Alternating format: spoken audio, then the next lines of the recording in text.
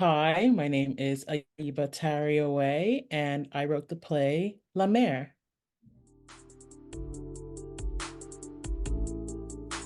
So I always loved to write, but I used to write like stories throughout like childhood and high school. It wasn't until I got into college that I took a playwriting class because it was like one of the required classes and realized I really loved this. And then when I started looking back on my writing as a child, I realized most of my stories were more dialogue heavy Mm, rather than descriptive because that's what I felt more comfortable with. And mm, so as I continue writing for this class and throughout college, I just fell more and more into love with this like craft. And I don't know how many years later it's been, but I'm still loving it. And that's I don't write stories as much these days, but I write more plays.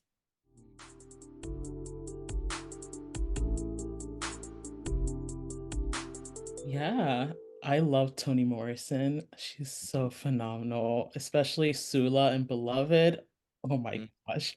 And then there's also Adrienne Kennedy. I've read some of her plays and she's phenomenal. I don't I'm not as familiar with her work as I am with Toni Morrison, but everything I've read from her is just a banger.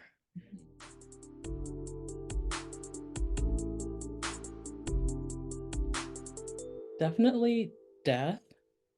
I feel like not to go too into the past, but like I had an early experience with death in my family, and that really shaped everything I've written since then. And so it's just kind of feels like I'm always on the exploration about death and like that nebulous connection between the living and the dead. I like to think of death as not being permanent. Yes, this person's gone, but also I love ghosts. I feel like there's always that connection that's something that haunting that's always following and lingering, you know? mm, And even if that soul, that ghost isn't present, the memory is. And so how does that shape a person? And I just feel like death always brings about so many interesting introspective questions and just trying to figure out because it's something we're all going to go through one day, unless mm. we're immortal, who knows? I'm not a vampire, but so you just have to deal with it and find ways to not make it so terrifying, you know.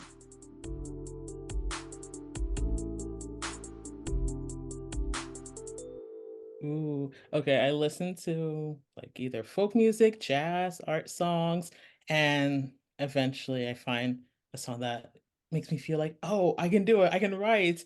And I try to write down those feelings and develop it from there.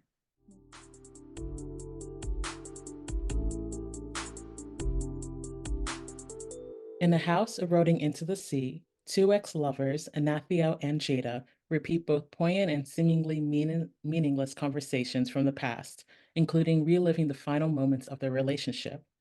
Anathia finds her own existence quite stagnant, yet she can't escape this cycle. Every so often, a diversion begins where both women go off into separate conversations. They don't hear what the other is saying, nor do they end up seeing eye to eye afterwards. When Anathia betrays Jada, Jada calls her vile and breaks up with her. Replaying this memory causes Anathia and Jada to begin the cycle again, but this time, Jada changes the lines and reveals that she's been a ghost this entire time, bound to Anathia because of her inability to let Jada go. Mhm. Unexpectedly, Anathia asks the ghost to leave. When she's finally alone, Anathia lies on the floor, giving into the rising sea.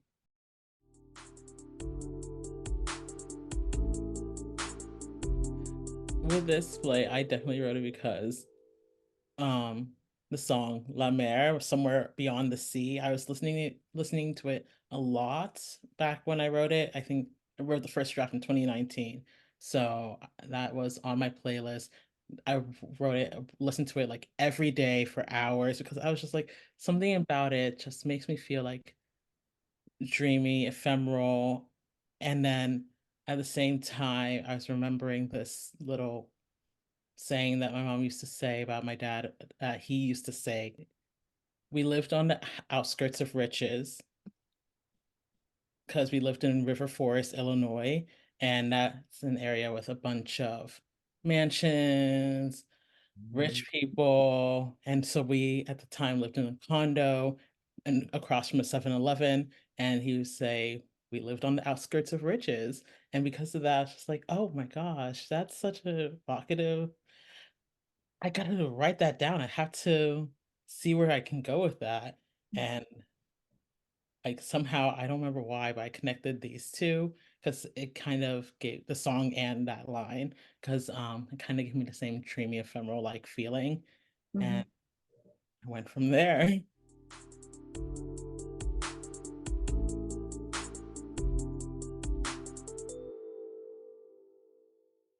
Talking about as you were getting towards the end of the synopsis, the idea of giving into the rising sea, there is a decent amount of symbolism of water throughout La Mer, which is in French for the sea. What was your intention with the use of water as a motif through the play? When I wrote about the water, it felt like it was symbolizing that overwhelming grief and regret that Anathio feels just being around this ghost. Mm, Like both of them are aware that Jada's gone, like the physical embodiment of Jada is gone, but Anathio hasn't come to like reckon with that. So mm, they're stuck in this cycle. And so as the water increases gradually, it's her just becoming like being pulled down. She knows that what's happening right now isn't healthy.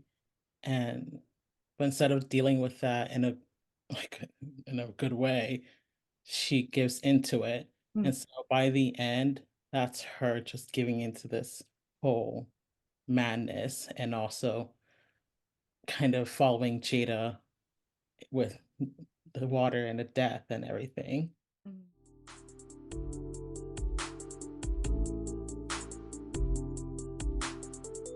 Leads into our next question well, which is the subtext of their relationship and how, because they're in the process of breaking up, they have such a big background together, they kind of have a miscommunication almost, where it's like they're in their own worlds, which at the end we find out they actually are, the one's a ghost in a different realm kind of idea. But we would just love to hear more about the subtext between the two of them and like that process of writing it. Yeah, so since they know each other super well, they don't have to say everything, but Mm, also because they're not saying anything, they're missing what is truly felt. And with their relationship, and basically, I saw it as that scene where they're having the diversion. They're talking about two different things about going to the restaurant and meeting Anathio's coworkers, and Jada being like, they would know that I know. I would have to leave the house. I was also thinking that in this world, yes, they're together, but also I feel like Jada had a lot of shame being with Anathio mm, because of her job and what she was doing, since I thought of this more as like a semi-dystopian, since like heavy, what was it, Big Brother world, interesting. basically, Yeah. with Anathio's just like her job, always referencing her job and never truly stating what that job is, Mm, and being like the person who censors people. mm. So I feel like Jada, yes, she encourages Anathio, but she doesn't approve it 100%.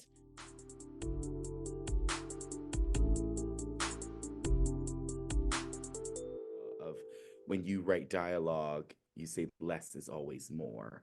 Mhm. I wonder, how does this play into your process while writing La Mer, or just you when writing maybe something short form or any of your writing? How does this idea of less is always more work for you? Thank you. I feel like when I say that, I'm always like, maybe one day I'll just write a silent play. That sounds like I always say that less is always more in my mind. I'm like, am I just leading up to that? But Mhm. with this play in particular, like the women aren't especially verbose, and they mostly speak in like these short, quick sentences. until that scene where they're breaking up. Um, and what they're saying is mostly felt rather Mhm. than what they're actually conveying. So a bunch Mhm. of silence just surrounds this play, even though they are speaking. In my mind, they are not. There's Mm. just a bunch of air and people just looking at each other trying to figure this relationship out. Um, and then with less is always more. Like I just love like beats after beat after beat after beat. Someone's speaking, someone's trying to cut each other off, someone's trying to have that final word. And by doing that, you're never actually making a connection. Right. Yeah. And I always love to explore how that kind of speaking takes a toll in personal relationships, which I Mhm. kind of get into here. And I'm still like working on as I write other plays. Yeah. That's so interesting that you mentioned like that it could be almost a silent play. And I wonder if that's almost as if like this conversation is happening in their heads since they're not actually together. Mhm. Like, is she talking to like the air kind of thing? Yeah, you know what? I kind of thought that as well. Mm. I totally agree with it because once again, this goes back to like how I imagine the play as Right. like a silent play. Because when I just see Anathio's face and a bunch of empty air, nothing there. Mhm. And it's everything's still going on. She's still feeling what she's feeling, but Jada isn't there. So who is she speaking to? Nobody.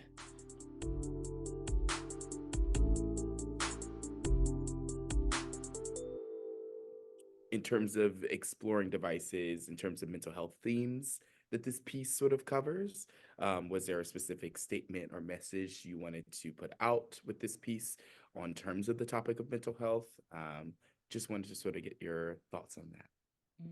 Mm. Story feels like very much Anathia being super depressed and Mm, also not dealing with that depression mm, um, for multiple reasons based on her who she is.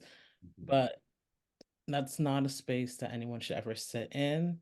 mhm, And because you're always dealing with the grief, the regret, this depression, you don't really have, you're not truly living at all.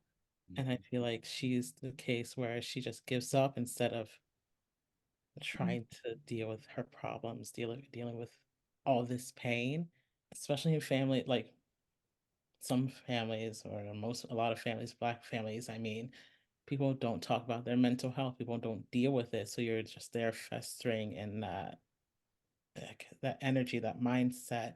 And within the Theo, I feel like she kind of has that mindset of, oh, dealing with this is shameful, calling it what it is mm, oh, this is not a problem.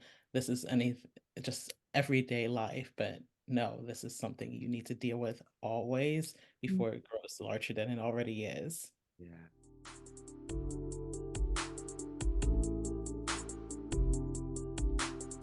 My big dream for who knows how old I'll be when this happens or if it happens, but no, it's gonna happen.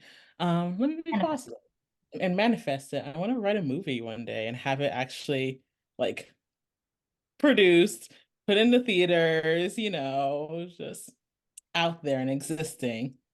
Don't know what it'll be about, but I'll figure it out as I age, as I grow and learn and become more confident as a writer.